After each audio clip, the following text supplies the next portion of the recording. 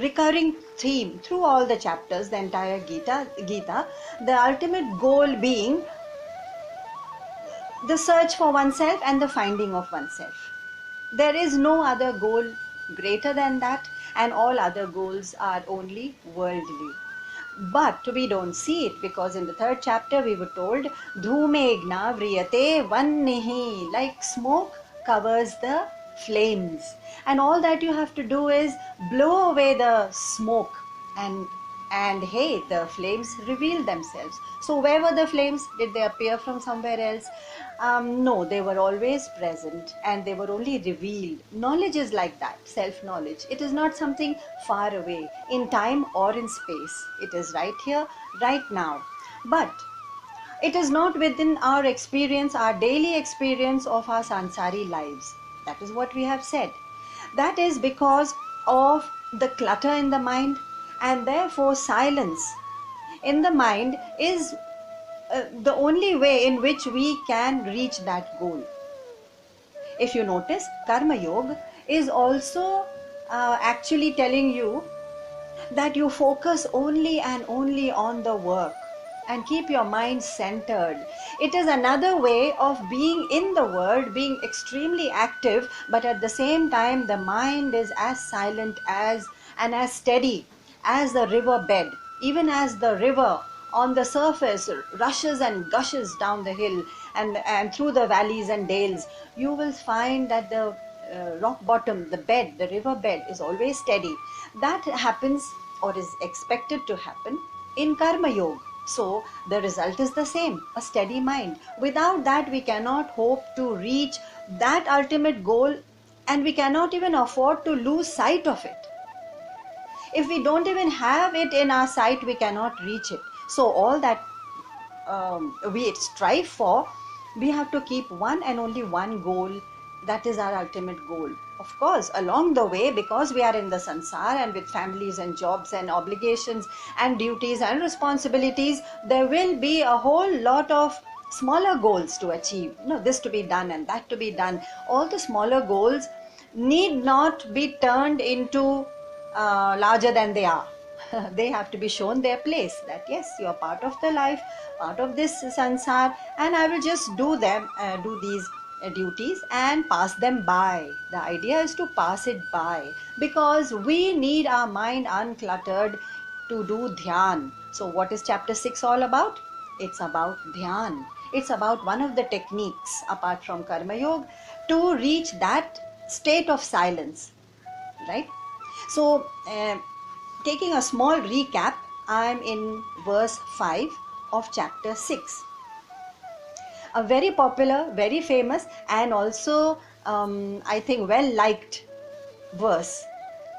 Uddharedatmanatmanam natmanam avasadayet atmaiva hyatmano bandhu atmaiva ripuratmanah. Lift yourself by yourself, or the mind can turn into your worst enemy, and it also has the capacity to be your best friend. How? Because when we act in the world without thinking, out of pure instinct and out of pure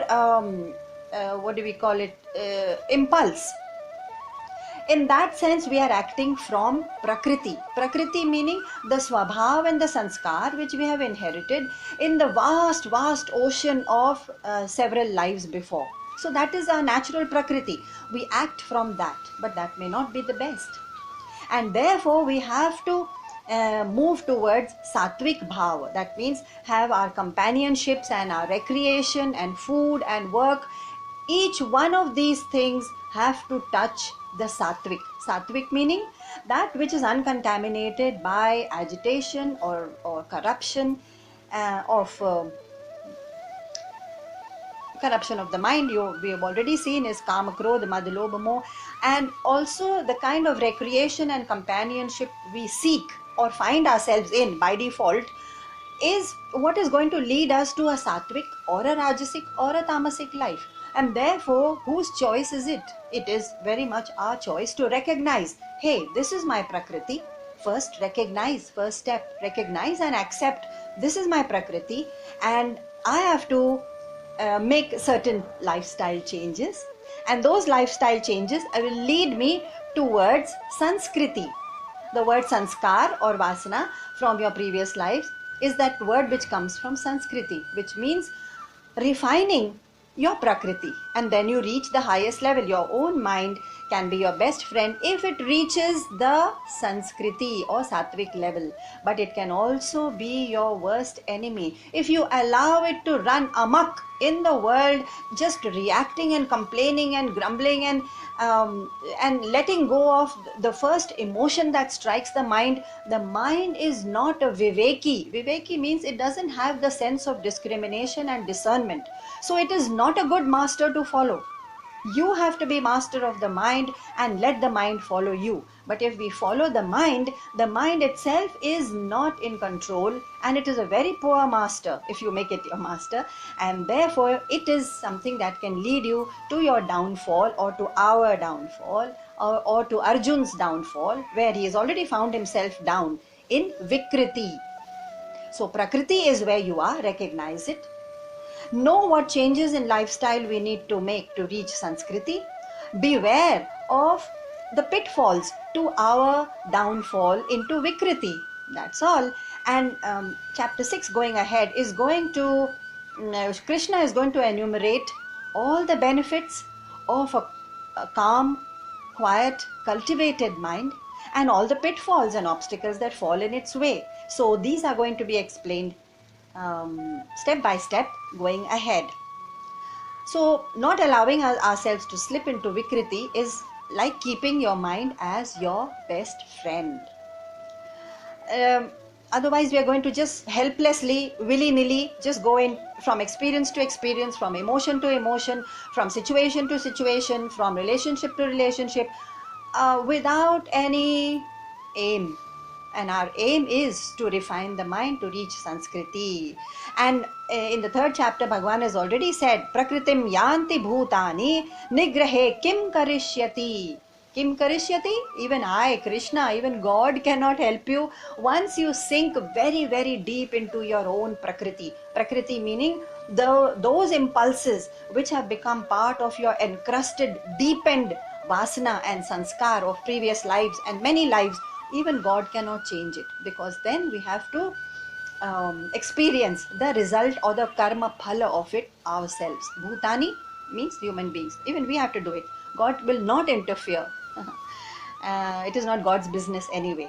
So moving to verse number 7, let's recap. Chapter 6. जीतात्मनः प्रशान्तस्य परमात्मा समाहितः शीतोष्णसुखेषु तथा मानापमानयोः yogi yunjita. Look around, and all that we find is we are steeped in all kinds of vyakti, vastu, paristhiti, relationships and situations, and coming from engaging and involving ourselves in all these vyakti, vastu, paristhiti, relationships, etc., what we bring back into our minds is nothing but more hurts or aspirations or guilts or joys or sukha dukkha. Tell your mind these are of no relevance. Tell your mind all the vyakti, vastu, paristhiti, ghatna, situations, relationships, experiences that I see outside, no relevance.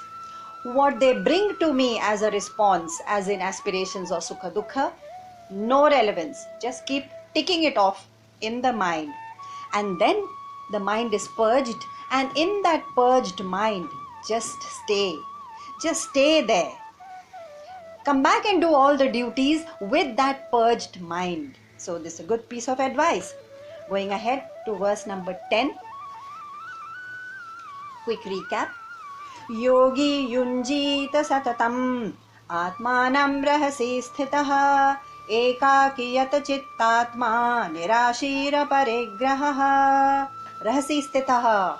Such a mind which is purged of all its wrong understanding of the world, that this world, this vastu, this parasthiti, this vyakti, this relationship, this ghatna, this situation, this experience is going to give me joy and more joy forever, is the wrong understanding of which the mind is now purged, hopefully.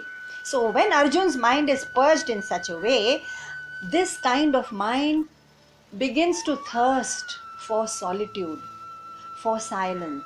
In fact, it becomes silence and it starts looking for being alone, solitude, ekaki, and rahasi sthita. Sthita actually means remaining. Remaining meaning remaining comfortable in solitude. Sthita.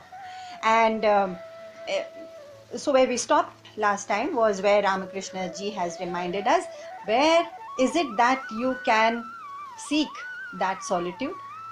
It is in kone, mone and bone.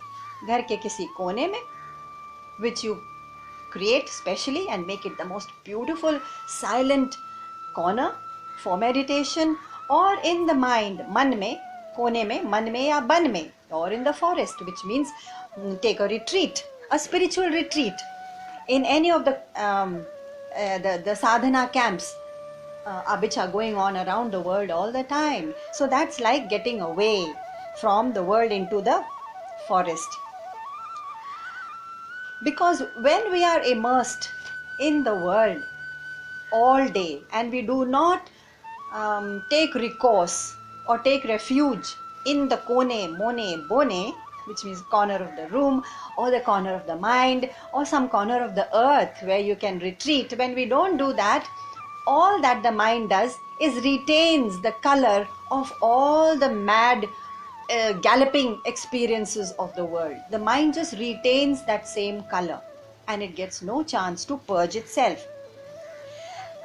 So a mind in solitude, what about that? Well, it is just steady, like we said, like the riverbed, or even like the depth of the ocean. It doesn't rise or fall with the rivers joining from hundreds of sources. The rivers are pouring into the ocean. The ocean does not rise or diminish in any way, and therefore it remains vast and complete. When we say it doesn't diminish or rise, it means the quality of the mind is such that it does not lose itself in exaltation or excitement or despair, or in being demoralized or in despondency. In both these cases, the ocean, the mind, which is supposed to be like an ocean, remains complete, fulfilled, steady. Being complete is actually the key word. And at that point, we have taken a small digression to Ashtanga Yoga of Maharishi Patanjali, because this silence, this quietude, this steadiness, which is supposed to come from dhyan, is not a shortcut. In fact, we need to have engaged in certain other disciplines in order to prepare the ground to even enter that state of dhyan, of quietude. And so very quickly we have seen yama and niyama, the first two. And if you unpack yama, then we see that there is ahimsa. Ahimsa meaning you are not dumping everything on top of the mind. If you have a sitar or a tanpura in your house, a musical instrument, you keep it finely tuned, you keep it clean, you keep it away from, you don't go around dumping things on top of your sitar or your tanpura. It would be unthinkable. But the mind is also a very finely tuned instrument. You know that the strings are so finely tuned that the slightest gust from the world seems to disturb it. And also it takes on the beautiful melodies of a satsang so easily. It's like a tuned instrument. But if you keep dumping things on it, well, that's what will happen to the instrument. It's going to be completely ruined. What about, so ahimsa is a way of saying that all these strong likes or strong emotions, anything in excess, I'm not going to dump it on my mind. That's all. Ahimsa, anything strong. Satyam, I am not going to justify the slightest falsehood of this sansar. Never mind what it does to me as a consequence, I am not going to justify the falsehood. That is Satyam. Hold on to Satyam. And the ultimate Satya in any case is consciousness. How can we even hope to hold on to the highest Satya when we let go of the ordinary worldly Satyas, the truths of everyday living? That's a kind of disintegration of the personality. That to say that I am looking for the highest truth, but in my daily workings I am capable of manipulation or deceit or betrayal or breaking my promise or all kinds of lies and deceit. No, it cannot work like that. A personality has to be completely integrated. Otherwise, we cannot hope to reach the highest. Brahmacharya, that was the third one under Yama. And that discipline simply means that we keep our attention and our intention focused on our spiritual growth. To say, okay, whatever I need to do in this world, I have a body, mind, intellect, I will engage in the world for the minimum and fulfill the minimum needs of my body, of my mind, and of my intellect. The minimum needs are there and I will fulfill it, but my spiritual growth is not to be compromised. And that is where my attention goes all the time.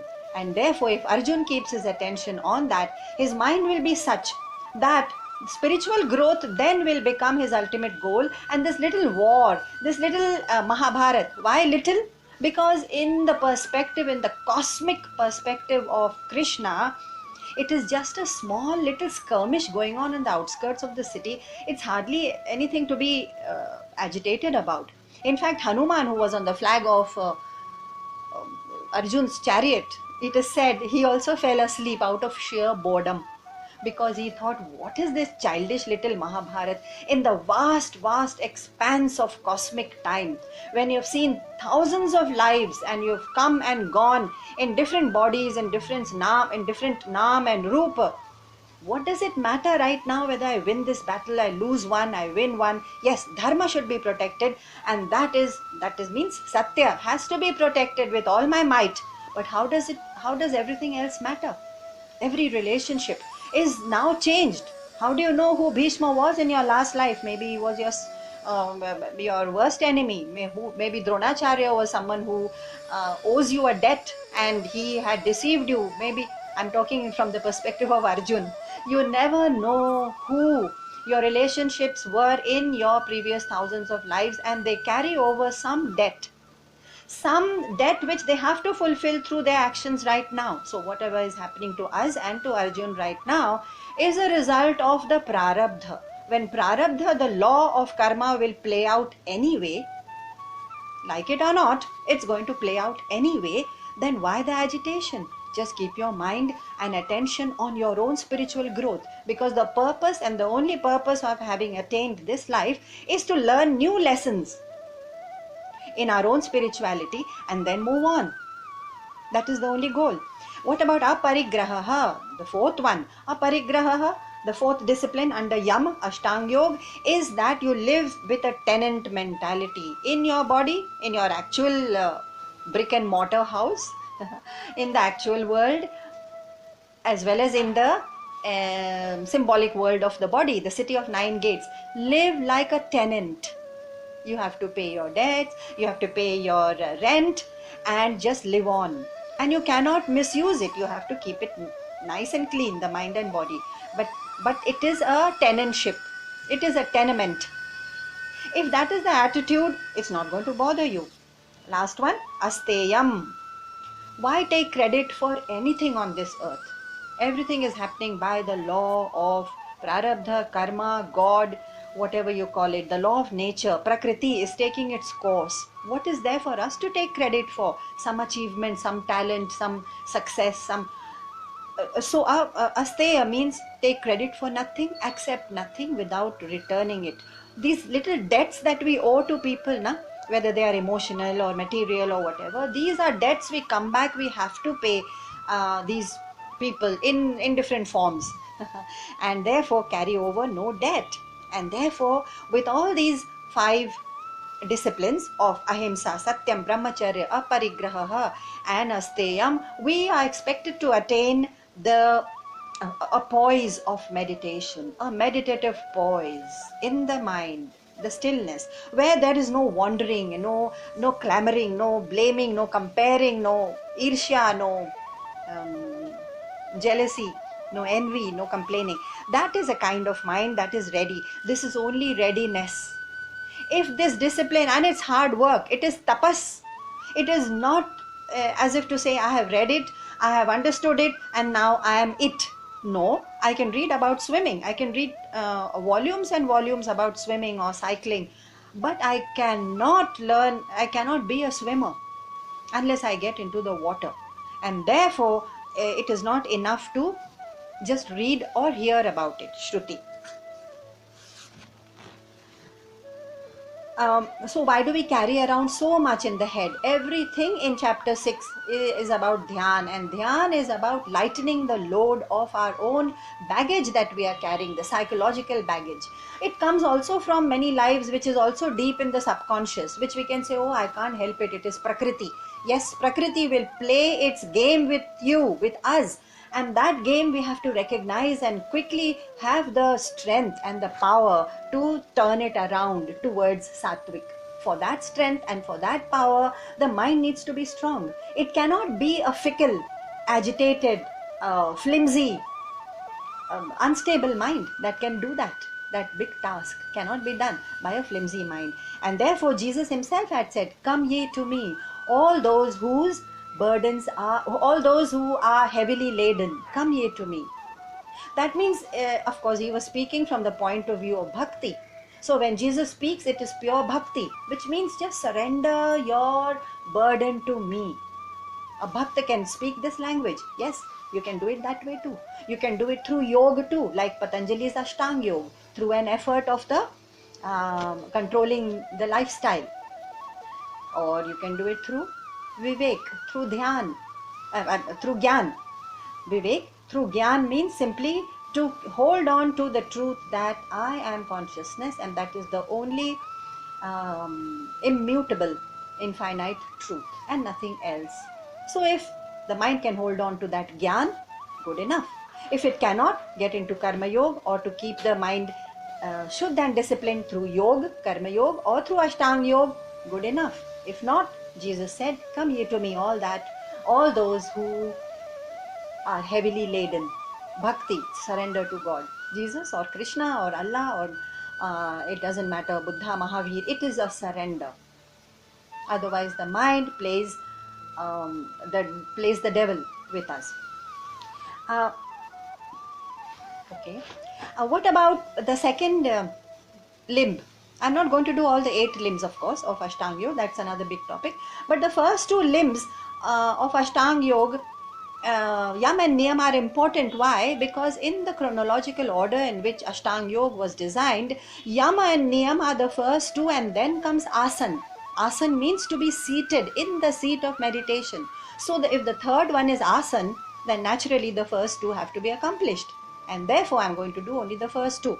First being Niyam, and the second is Niyam. Well, how do we unpack Niyam? Niyam has another 4 lifestyle changes, and these lifestyle changes have to be made in order to be seated in the seat of meditation. First is Shaucham. The 4 are Shaucham, Santosh, Tapasya, Swadhyay, Ishwar Pranidhana. 5 actually. Shaucham, of course, it means cleanliness in the most ordinary sense. So we have to keep a clean body, but also a clean mind, which means that all that we do in our interactions and recreation, anything that we do in this world, and companionships, and what we do in our leisure time, everything has to be aimed at upliftment. Will this thing that I am engaging in right now uplift my mind to the sattvic? All that we have to do is ask ourselves this question. There is no big mystery about this. Okay. Santosh. Santosh is a very, very, I would underline it as one of the key factors in creating a mindset which can sit still in the asan, the seat of meditation. Why? Because asantosh, unfulfilled desires, are going amok in the house. In the room, I was going to say. Yes, the mind is a room. Santosh means I am okay with what I have, and what I am not meant to have in this life, it is my prarabdha not to have it anyway. So what I am meant to have, I will have it. That is my prarabdha. Prarabdha, the bundle of experiences which have fructified from my previous karma and which have to be fulfilled in this one limited lifetime, is called prarabdha. Just a reminder of the definition. And this prarabdha will play out anyway, which means what? What I am meant to get, I will, no matter what the obstacles. What I am not meant to achieve or gain, I will not, no matter what my effort or purushartha. That is the law of nature. And the moment I accept it, the moment I recognize it, finished. That is santosh. Tapasya is the third one, toughening your mind. I have spoken about this for dhyan, for swadhyay, for hours of study, for japa, for satsang, and for seva.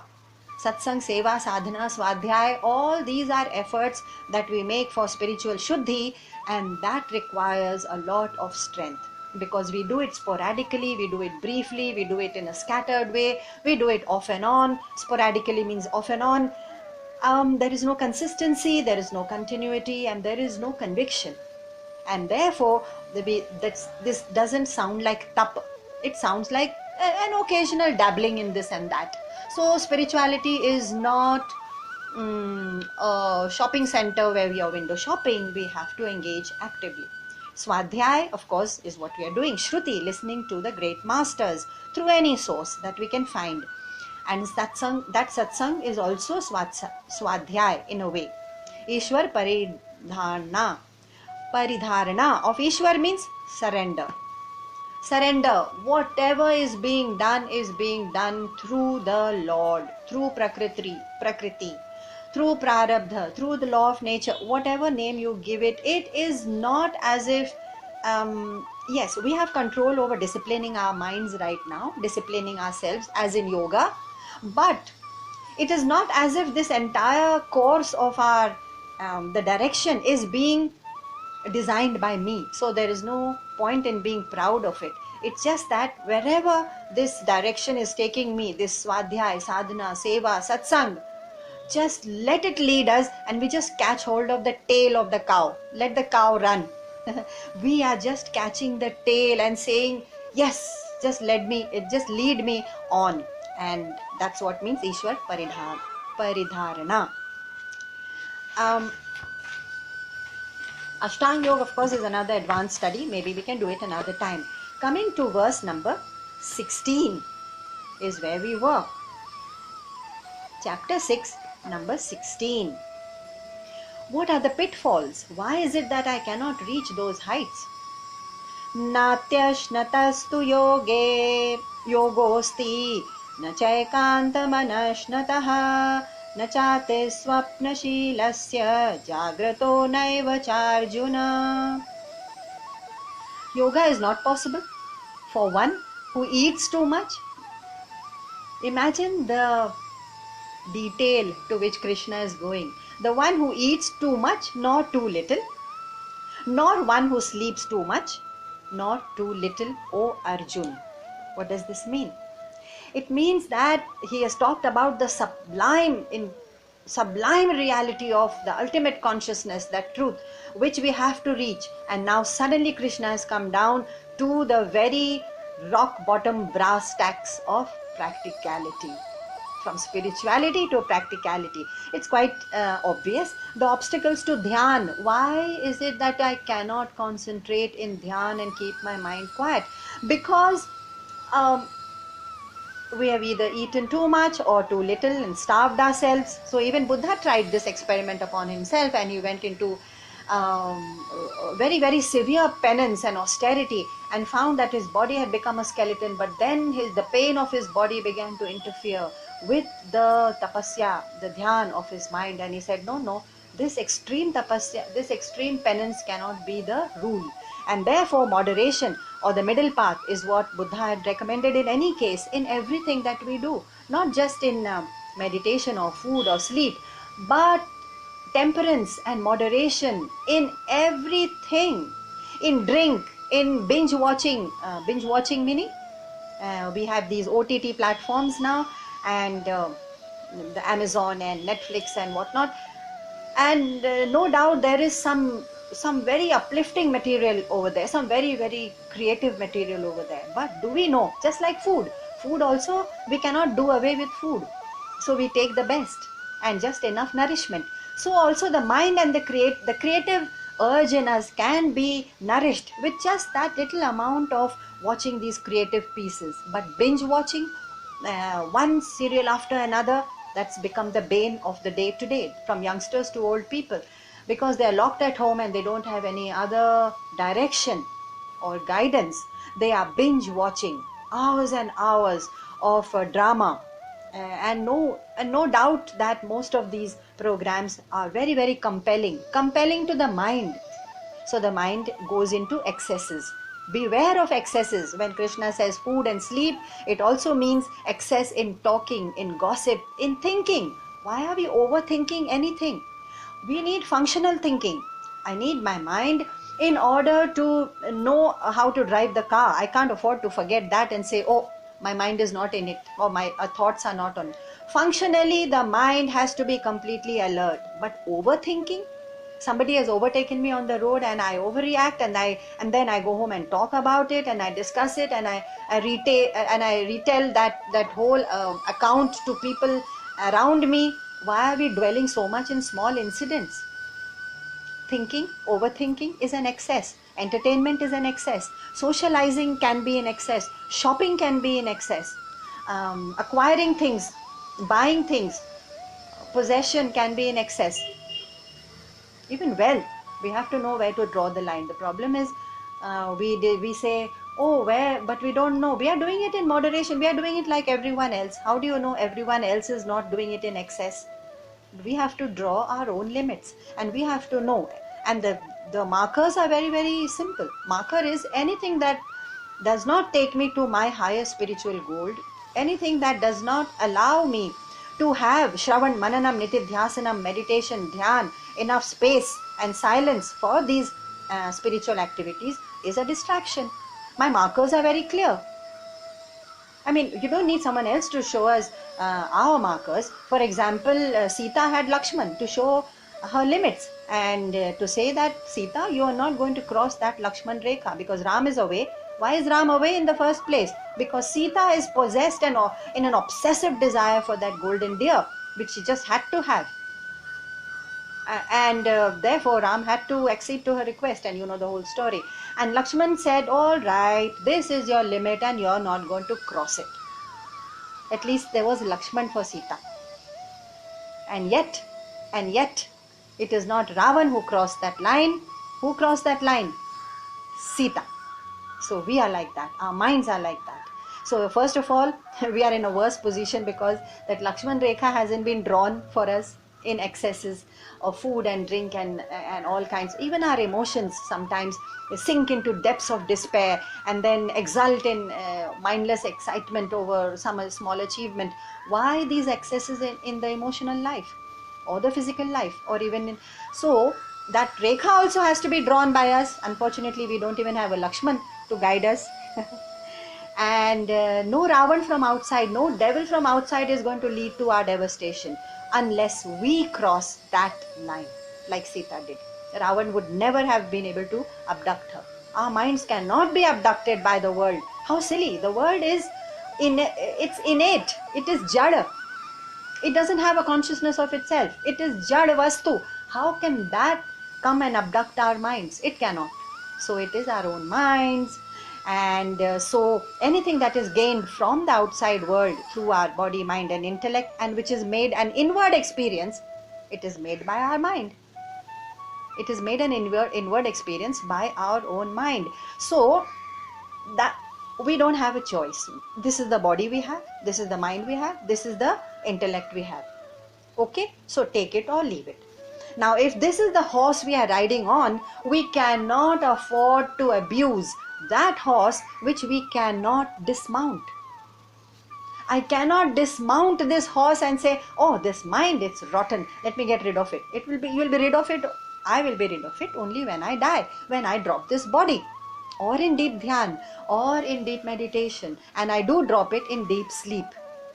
But willingly, out of an intent to be to be clear of the clutter, intentionally, I can do it only when I have control over the. I cannot afford to abuse that horse which I cannot dismount. So it's going to lead me wildly into the forest and knock me about, which it is doing all the time. But in meditation, I'm not outside, right?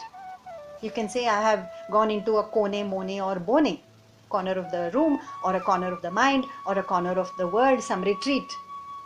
Yet the mind is wandering outside, because the mind is a subtle thing, and that subtlety allows it to break all the barriers of time and space and go out into the future fantasy, or go out into the past of some imagined or slight or hurt. It has that freedom. So why are you allowing it the kind of freedom of a wild horse? That is what he's saying when he says moderation in food and sleep. Simple verse, but has deep ramifications. Number 17. युक्ताहार विहारस्य युक्तचेष्टस्य कर्मसु युक्तस्वप्नावबोधस्य योगो भवति दुःखः. Not only in food and sleep and all our exertions in the world, but every kind of work and exertion that we indulge in the world, we have to exercise moderation. Which means what? Sometimes we get too involved with the work that we are doing. We get involved emotionally with whatever we are trying to accomplish in a personal way, in the family or professionally or whatever. It doesn't matter. It is that involvement, when we get too involved with the kind of work that we are doing in the world, the mind is bound to get agitated. And the result of an agitated mind is a mind which is exhausted. An exhausted, tired mind, and which is going to lead you to emotional kind of inertia. You don't have any strength left emotionally and mentally to reach that highest truth which God has, or Krishna has mentioned over and over again. And therefore, a simple tip by Krishna, not only moderation in food and companionship and socializing and food and sleep, but also in the kind of work we do. How do we know that we have not that we have overexerted? Because when we are doing something and we are completely involved in it and completely it almost a meditative state of mind, when we are involved creatively or even in seva, and we can work for hours because we have this energy of doing seva or something creative, and we don't realize how time has passed.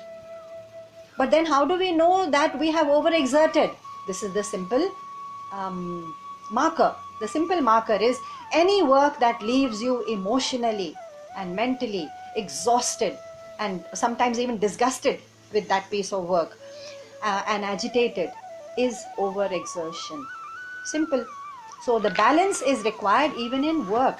These are simple markers, and Bhagwan goes very compassionately to give some more markers in 18. यदा विनियतं चित्तम् आत्मन्येवावतिष्ठते निःस्पृहः सर्वकामेभ्यः युक्त इत्युच्यते तदा. What about this perfectly controlled mind, which is not rushing out into the agitations? It is free of longing. See, nispruhaha has been mentioned over and over again because it's not simple desires which agitate the mind. We need simple desires, otherwise, and we need to fulfill them, otherwise we cannot sustain our mind and body. It will become like not being able to survive.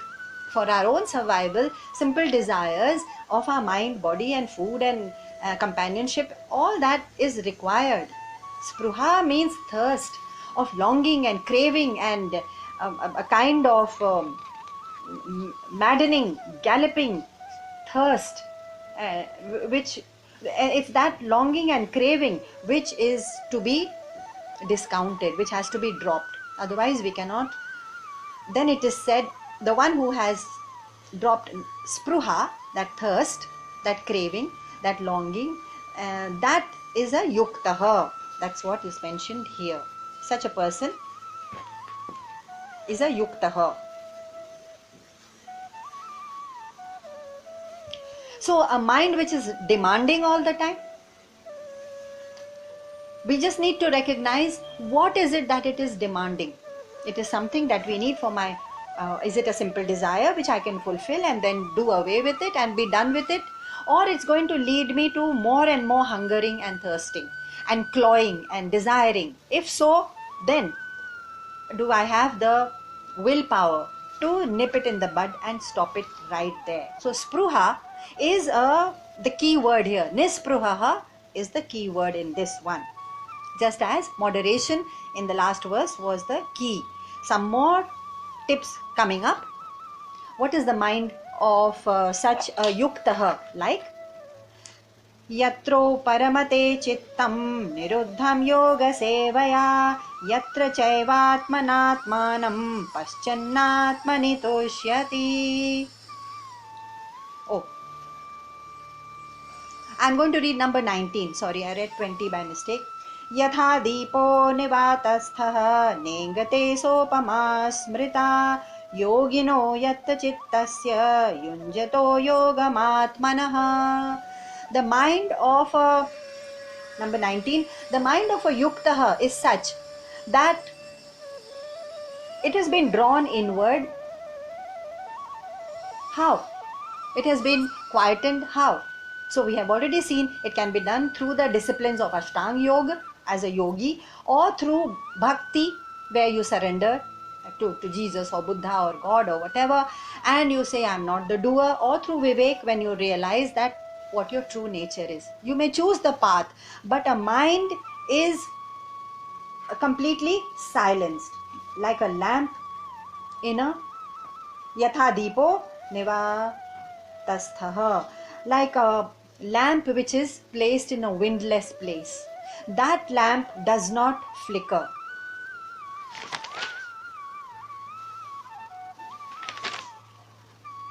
You mean to say that let me give a simple example of a beam of light. A beam of light which comes through a crack in the window on and the rest of the room, suppose it's dark on an evening, you see that beam of light and you see it appears as if it is dancing and shaking. Not the beam itself, but something in that beam, within that beam, seems to dance. What is it? It is the dust particles which are dancing. The moment those dust particles are removed, suppose through a vacuum, because no space is bereft of these particles, if that dust is removed, only the beam remains. Do you think the beam shakes at all? So the consciousness on which the mind is playing, that cannot in any case be shaken. It is always still. And so the mind, if it is merged through dhyan, and the theme of this chapter is dhyan only, through dhyan, if the mind is merged back into that consciousness on which it plays, then it becomes as still as the consciousness. Which means, what is still? The stillness is borrowed from consciousness. The lamp by itself can never become still. So what happens to the mind then? Its nature, the nature of the mind is by itself, it is chanchal. Chanchal meaning forever wandering in hopes or desires or aspirations or future plans, or in the past hurts or resentments, whatever. It is forever wandering. Chanchalam hi mana Krishna. Going ahead, Arjun is going to complain to Krishna to say, look, I cannot hold my mind steady. It is not the nature of the mind to be steady. Yes, we agree.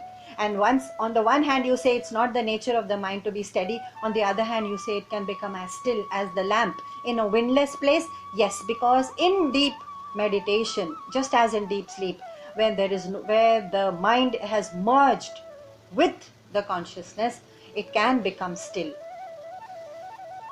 What are the kinds of disturbances that are on the mind usually? So when,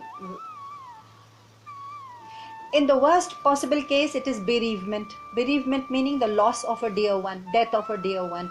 But in such a case, Vivek or Gyan helps us when we realize that, oh, this soul is only traveling. The body is left behind, yes, But the soul is only traveling through many, many centuries, and it has fulfilled its purpose in this particular life only. In my relationship and in this sansar, it's fulfilled, finished. Its job is over. The prarabdha is complete. And therefore, it is leaving as a complete prarabdha soul, let's call it. And it's just traveling. The moment in your vivek or discernment, you tell yourself that this vivek helps drop the sorrow. What are the other sorrows that we have? That we want happiness from Vyakti Vastu Paristiti, and we want permanent happiness. But then Bhagwan has already said, Agama Payuno Anityaha. This is all transitory. And what about the soul that is gone traveling? Well, Avyaktadini Bhutani, Vyakta Madhyani Bharata. They are manifest only for a brief period, just as you and I and Arjuna manifest, and Bhishma Pitama and Dronacharya. They in this body and form and name have been manifest only for this brief period of 18, 90, 100 years, or 120 if you take the life of Krishna. And that manifestation is only for this life. So when you know this, where is the bereavement? And when we know that everything is transitory, then where is the agitation of wanting this or that, spruha, thirst for this or that success or situation? And what about the mind which is already, this is the third kind of vikshepa or agitation, and that is your old hurts and your old negatives of their own mind. Well, they are part of the past prakriti. So recognize it, as we said. And the moment you say, okay, it's coming out from my subconscious, it's coming from prakriti, I can have control over it by recognizing it. The moment I recognize it, I have control over it. So we may use vivek to know that we are here as passing souls, and so are the loved ones who are dropping their body and dying. And all the vastu, vyakti, paristiti experiences are transitory. So my joys and sorrows which also come out of those are transitory and temporary. I tell myself these things and the mind is quietened. Out of these three, we can use any of the three methods to tell the mind, hey, look, you don't need to gallop around or to become such a craving, thirsting, demanding mind. There is nothing to be gained or lost. It's all prakriti. Number 20. Yatro paramate chittam niruddham yoga sevaya yatra chaivatmanah manam paschannatmani tushyati. So, atmanam paschannatmani, the intellect will see. I can see the intellect, I can see the mind, I can see where it's galloping, I can see the cravings of the body. I want this sukha, that dukha. But when all this is quietened, what remains? In deep meditation, that is also called turiya, the fourth state, or in deep sleep, only awareness remains. So, what can you see the awareness with? Seeing meaning witnessing. I can witness the body, I can witness my mind. It is right now it is going helter-skelter, and I can witness the intellect or my pran, my breath also. And then when nothing remains and when it's all quiet, what remains is awareness. How am I aware of that awareness? With what light? With what awareness? So awareness is seen only by awareness, which means Atmanam Paschannatmani. Only awareness can see awareness. There is no other apart from that. If there was another apart from that, then that would be the ultimate truth. There has to be one ultimate, eternal, infinite, unshakable, final truth. But there isn't. And therefore, this awareness that we are in, when we are silent and in that deep awareness, that is the ultimate, final, infinite and eternal truth. So you see the awareness by itself. That is the original you, Arjun. Arjun, that is the original you. And why are you getting so agitated, Arjun, talking about I am a soldier and I have accomplished this and now I am attached to Bhishma and Drona and my beloved cousins? None of that matters, because your original you is only that ultimate awareness. Okay, so what is my goal? Again, a small reminder, number 21. सुखमात्यन्तिकं यत्तद् बुद्धिग्राह्यमतीन्द्रियं वेत्ति यत्र न चैवायं स्थितश्न चलति तत्त्वतः. When this yogi feels and realizes that infinite bliss, that infinite state, which can be grasped only by the pure intellect, which means it's beyond intellect, but only when the intellect has been emptied of all its agitations, and when all the indriyam, matindriyam, which means when it has also transcended the senses, only then you can grasp and be established in that ultimate reality. So we have a choice. Just like Duryodhana and Arjun had a choice just before the battle. What do you choose? Krishna said. Do you choose the army or do you choose me? And each one of you can make your choice, and the other one will be decided in any case.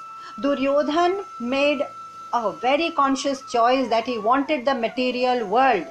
He said to Krishna, I want your army, which was called the Narayani army, and I don't want anything. He chose the material world, thinking that that will lead to his ultimate success and sense of power which he was seeking, and sense of fulfillment which he thought power will bring him, that sense of completeness and fulfillment.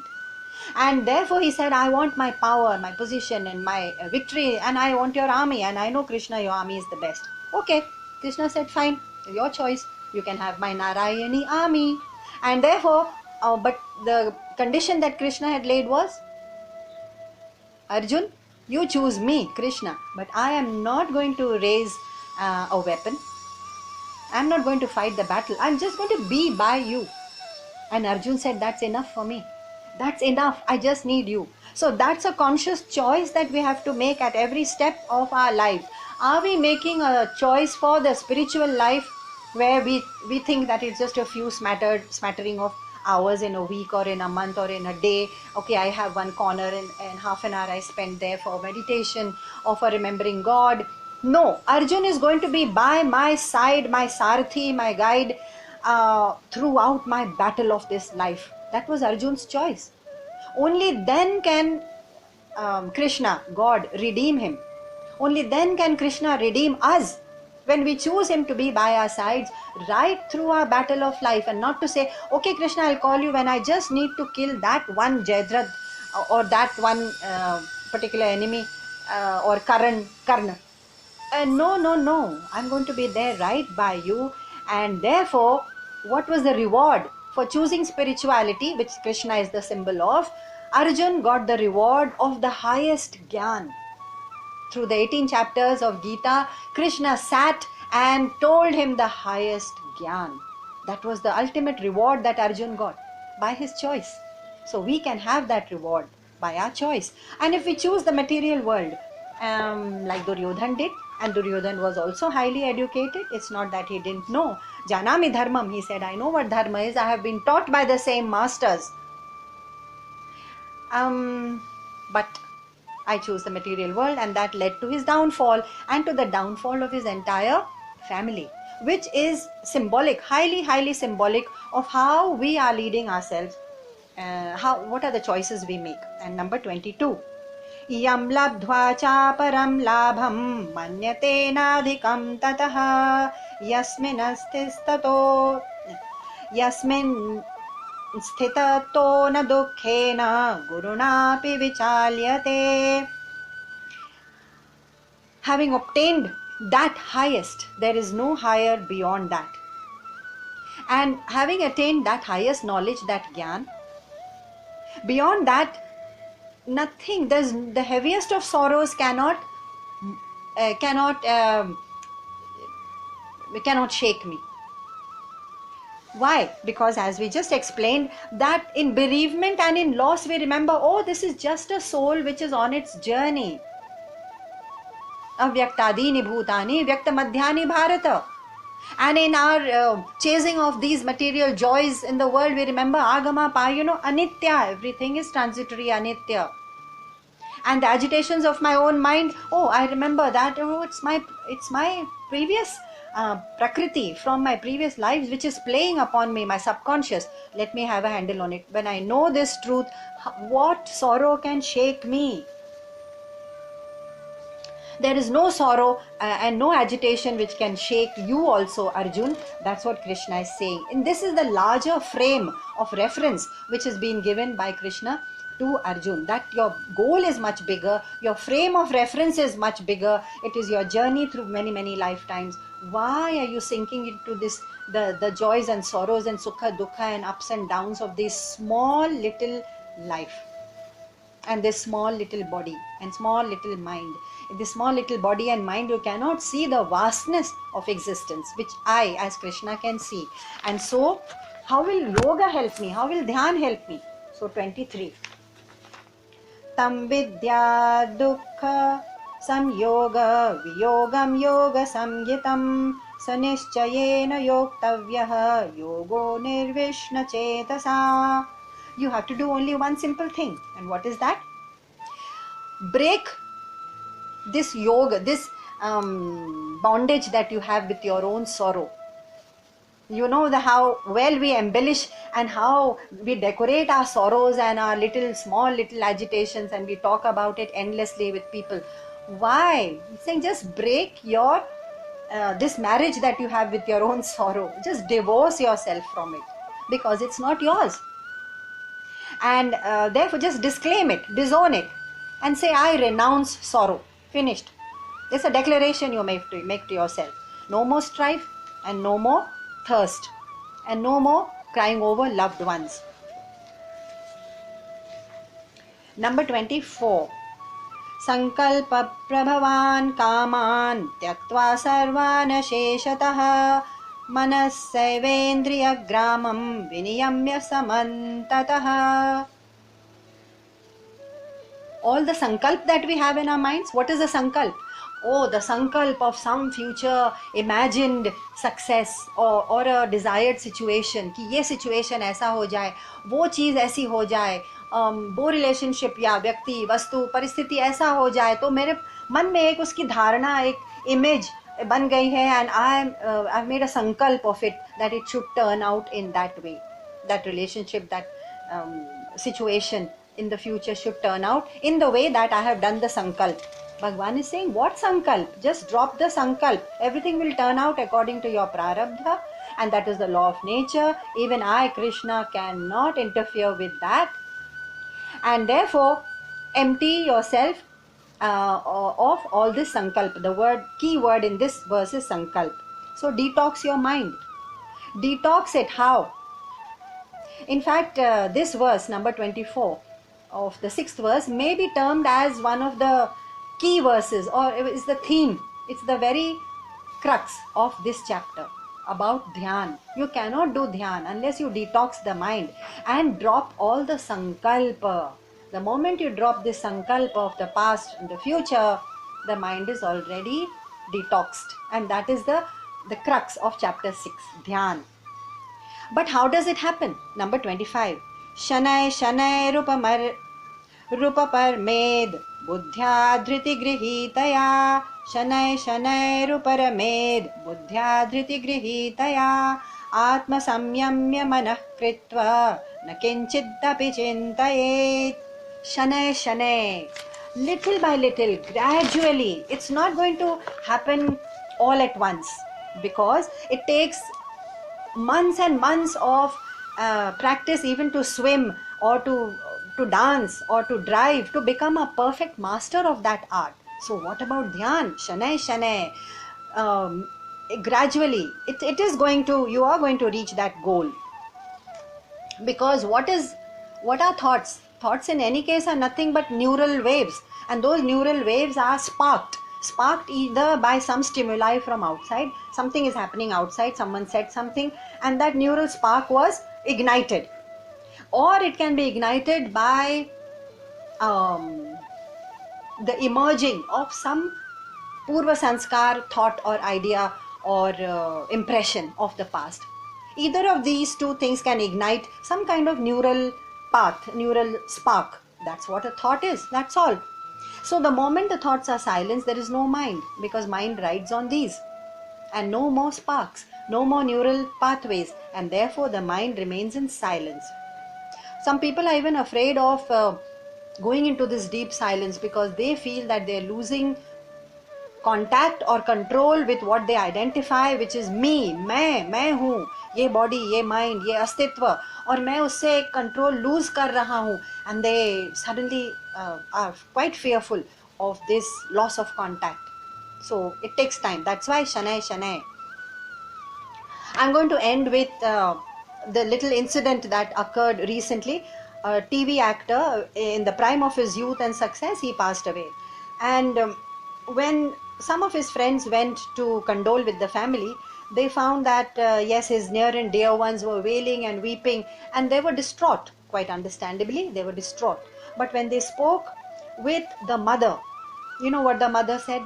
She said, yes, that was a soul on its journey. It's gone further on its journey. And what, and the body that all of us wear, they are only vastra.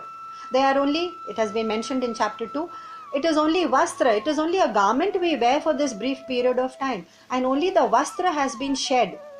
And this young man has gone ahead on his long spiritual journey, and I bid him good luck. It's the mother, and she's the only parent.